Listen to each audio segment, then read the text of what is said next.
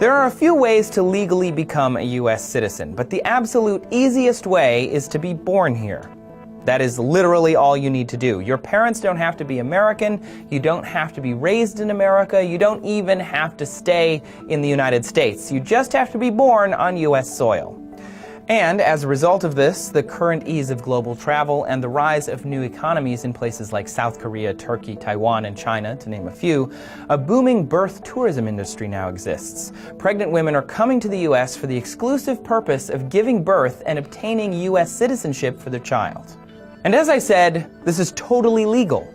So how did we get here? Well, the question of who can and cannot become a U.S. citizen has been a hotly debated topic since the beginning of our nation.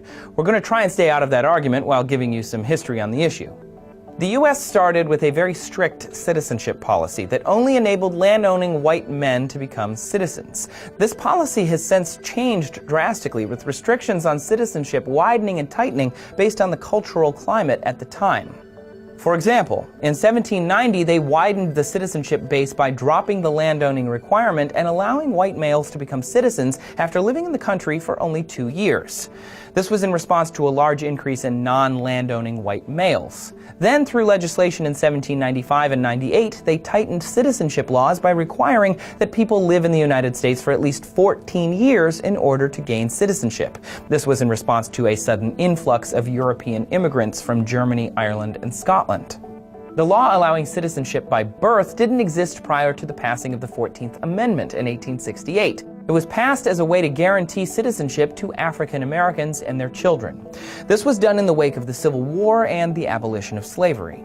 Citizenship by birth started as a simple, legal way to enfranchise the enormous population of African Americans that had previously been restricted from citizenship because of their skin color, a problem the United States does not have today. So why are we not tightening our citizenship laws again?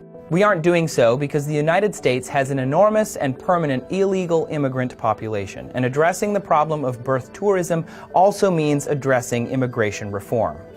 Not something many lawmakers feel like taking on right now.